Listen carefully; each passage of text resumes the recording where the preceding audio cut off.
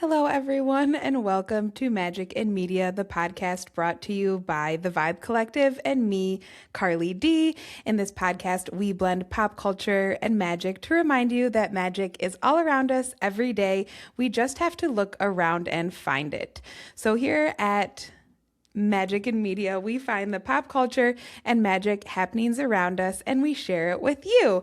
So today we have a couple cool topics to talk about. And honestly, we're just going to jump right in. We are in the thick of summer. There's so much going on. There's so much happening energetically. So let's get through our topics so we can all get to whatever summer fun we're getting into next.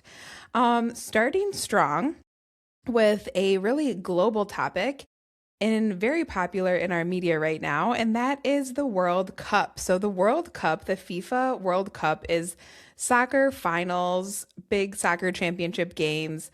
They are all over the US. So in New York, Dallas, I know that there are other places that games are taking place, but what we're talking about is where we see the magic happening in the World Cup. And the first thing that stands out to me is a lot of the community and global connection that it brings us. It shows us that people from different countries, from different backgrounds can come together and really just all enjoy the same thing and have that global connection, that connection with humans. Now, another thing I want to point out with the World Cup is there's lots of like country pride, from whatever country you're from. And I think something that we can learn or bring more of into our life as we are watching the World Cup is our own culture and connecting to our own culture, our own motherland, our own ancestors. So, for example, I am Mexican. I do a lot of Mexican stuff, I guess. Throughout the year, I feel very connected to my Mexican heritage.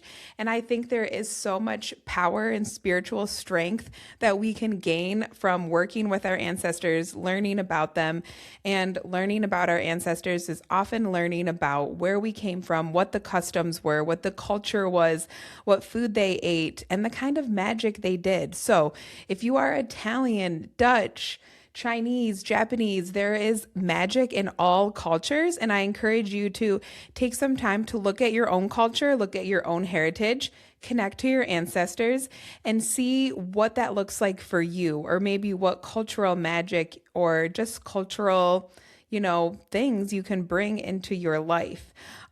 So magic is used as inspiration a lot of the time. So we can think of this as connecting us to our motherland, connecting us to our country of origin, and inspiring us to maybe do something new or parlay into a different thing. Give us some confidence, give us a boost. Connecting with our ancestors is so fulfilling and it keeps us whole as people. I also think it's just, again, a very strong spiritual practice to connect to your ancestors, even ones you never met when you were living.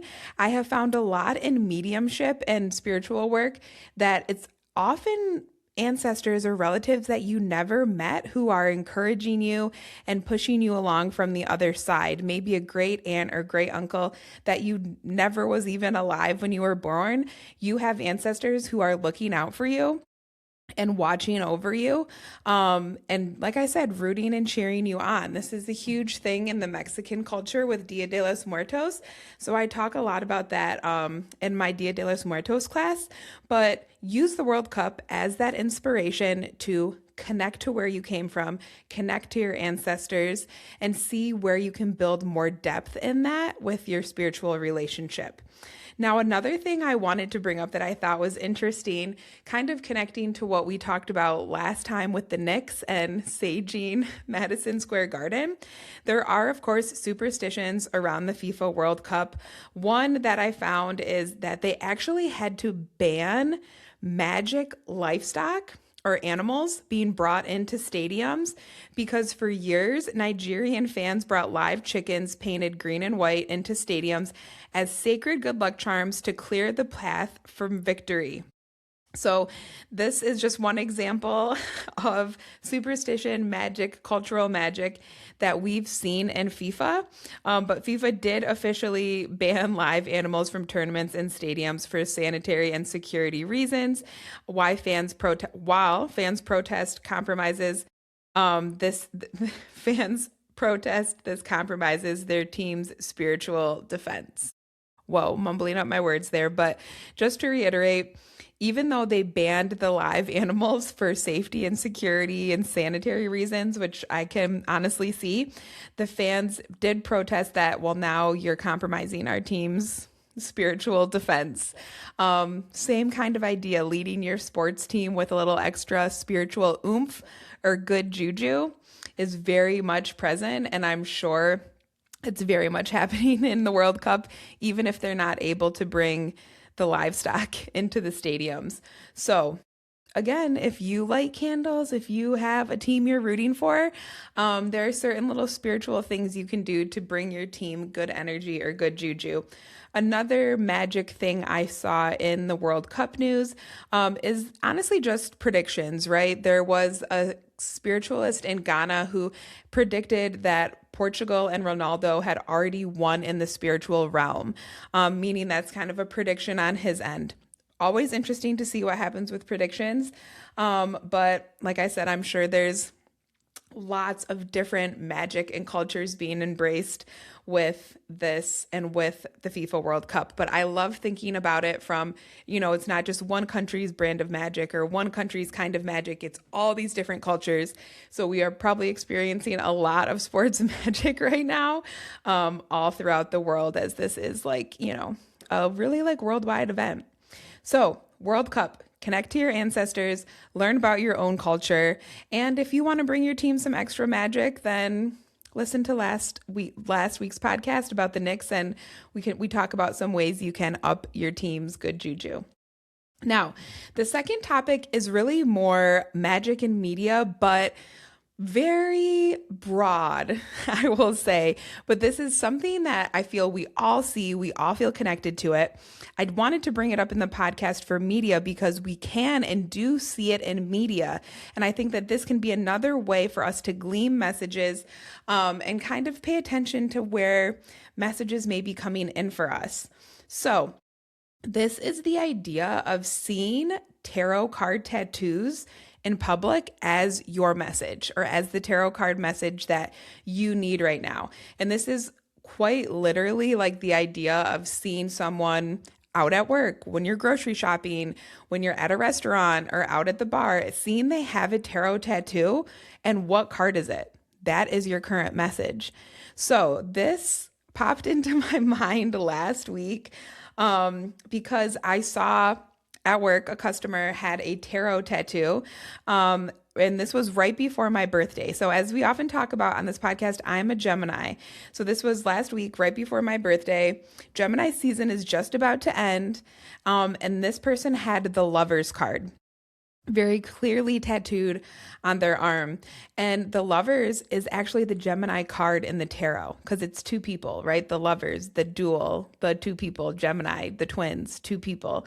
So it represents duality, the way of duality, kind of how we can look at it in the world, look at things from a different perspective.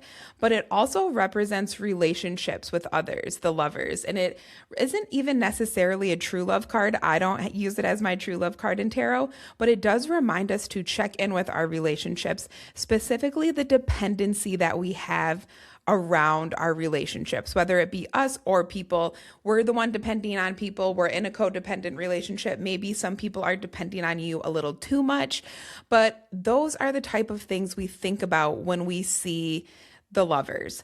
So I was like, wow, that really like has me thinking, obviously, like I said, with my birthday coming up, with it being the Lovers and just kind of that message clicking so much. Then I just started to realize I have seen so many people with tarot card tattoos in public before. We see tarot cards in movies, or maybe there is I've definitely seen movies where actors have different tarot card tattoos or shows. So I encourage you, if you are into tarot and kind of want to see what other magic can be around you, if you see a tarot card tattoo out in the wild, what does it mean for you, right? That is a message for you, something to remember or look up. It got me thinking, I have definitely seen cards other than the lovers. The lovers was like I said, what I saw last week. I definitely have seen so many people get the high priestess tattooed on them. And that is our intuition, right? Knowing what we need is inside of us at all times. If we can be quiet enough to listen and pay attention and connect with oneself. So the high priestess is a very popular tarot card. The magician is also a very popular tarot tattoo card I've seen. And that is all about manifesting, creating the life you want, believing that you have the power within. And those are all great messages. I have definitely heard tarot readers talk about getting tarot tattoos before. Which one would you get if you could or if you had to? And the tarot cards all hold such different energy. It's very interesting to see what cards people pick to tattoo on themselves. I personally don't think I could make that big of a commitment. I don't think I could even pick one out of the 72 tarot cards. That I would just pick that one. I definitely have a couple favorite cards or cards that mean a lot to me for different reasons. But I would be so indecisive. And I guess that's the Gemini in me. I'd go back and forth between too many cards to pick one. However, I love the idea of tarot card tattoos. And I absolutely love this idea of using it as a way to get messages from spirit or just when you're out and about. So pay attention to that, to what kind of tarot card tattoos you see, and let me know what you think or what messages you get from that. Or let me know what tarot card you got, and we can talk about what kind of messages that may mean for you. Now, our last topic is to get us ready for next week. So this is the long one. This is the energy that we're moving into starting the 29th, which is coming this weekend. But we have a Mercury retrograde starting on June 29th. Same time that Mercury retrograde is starting on the 29th, we have a full moon. And as we know, full moon is big energy. It's emphasized energy. The full moon is illuminating, so it shines a light on things we maybe need to pay attention to or have been putting off. But it very in a good way can shine a light on the work we've been doing since the most recent new moon and what have we brought to fruition in this moon cycle. So while full moons can be very exciting, they can be very intense. And I always say this, but pay attention to how you feel around a full moon. I personally get really tired during full moons. I get really sleepy, which is totally clocking as we're going into this weekend. So even though full moons are a crazy time and they're known for this kind of exciting energy, it might actually make you feel more tired. So pay attention to that. Pay attention to how you feel. But we are going to talk about this because we've got a lot of energy going on with these two big events with a big full moon. This is our strawberry full moon, our really like summer full moon, as we are in our just hit our summer solstice last week. We're in these long days. The sun is setting later. As we know, this is our summertime. This is our time to really take advantage of these long days. But we are going to have to slow down a little bit with this Mercury retrograde. It's going to last until July 23rd. So June 29th until July 23rd, we are looking at that Mercury retrograde. Now, we also are going to talk about this it's not a Cancer full moon. It's a Capricorn full moon that we have coming along with us as we get into this Mercury retrograde. So because this retrograde is in the sign of Cancer, it's going to bring about more when it comes to emotions and your home. So the crab is the symbol for Cancer, and the crab's shell is really their home. So remember, they always have their home with them. They use it to feel safe. They use it to feel protected. So in Cancer season, with this retrograde happening in Cancer during Cancer season, expect to be called back or brought back to stuff that may have to do with emotions, home, things at home, and family. This retrograde will definitely bring back feelings, especially like we said with Cancer season happening right now. There's a message that kind of comes with June and Gemini season, that Gemini season is very fun and we have a lot going on. The month of June is very fun and we can really like enjoy coming into summer and it cheers us up, right? I always feel really cheered up during Gemini season. And I don't think it's just because I'm a Gemini. I think it's the kickoff of summer. We talked about it in we talked about it in the last podcast, how there's so many celebrations and weddings, bridal showers happening in June that you just feel this cheerful, happy energy. And then Cancer season comes along, brings the summertime sadness, and we feel this shift in energy. So while we just shifted into Cancer season this week, we, like I said, are going to have this Mercury retrograde in Cancer starting on the 29th. So this is definitely big energy we need to pay attention to. But just expect love, emotion, or family and home stuff to come up. This full moon on the 29th is in the sign of Capricorn. So on Sunday, we have this full moon energy, we have this retrograde energy, and it's just going to bring stuff up. I would say Capricorn is trying to ground us and remind us of our responsibilities. So expect stuff about home and responsibilities for the home to show up on Sunday. Maybe even set some time aside to check something off your to-do list for your house, or maybe just to clean up, tidy, finish a project so you feel more grounded in your space and in your home. But we are going to lean into this energy of the full moon, even if we have all this emotional Cancer energy happening as well. And I would even say to extra lean in to this feeling of this full moon, because like I said, this full moon is going to be in Capricorn, and Capricorn is the worker. They're an earth sign. So they're more removing of emotions when we're going to be already feeling full moon energy with all this Cancer emotion stuff happening, with it being Cancer season and with it being Mercury retrograde. So, like I said, this weekend, pay attention to where you're being called, like at home, to pay attention to your things at home. We run around a lot in the summer, or maybe you've been out of town for trips. And this weekend is really the time to be at home, to make sure your house is in order, quite literally. And like I said, reconnect with your family, have some deep quality personal time. If some more emotional things come up or more emotional discussions happen, carry them with love, carry them with care. Cancer is also the mother sign. So there is a call for nurturing and taking care of not only those around us, but yourself when we are in Cancer season. So that's why I like to let people know when we're feeling these big shifts of energy coming, like what we have coming this Sunday on the 29th, because we've been in this like Gemini season, no retrograde, like boom, boom, boom, let's go energy all summer. And now, like I said, we're about to shift into that kind of like summertime sadness, maybe some more reflection, maybe some more, what can we do to make our home life feel more safe, feel more grounded, feel more protected, especially with everything going on in the world right now. Our home is our home base. And I do feel we're going to be called back to it, like I said, this week and during the retrograde. Other things to pay attention to with the retrograde are always to slow down, embrace the RE prefix to revisit, rewrite, redo, reassess, go back to things that maybe you've put on the back burner or you didn't give enough attention to the first time. I'm going to say that again. If there's something that you didn't give enough attention to the first time, don't be surprised if the retrograde brings it back, right? I do heavily feel we're going to have relationship stuff coming up this weekend. Like I said, revisiting relationships, revisiting maybe some conversations we've had with people, but be mindful of that. Just because the retrograde brings things back doesn't mean we need to go back to that thing fully.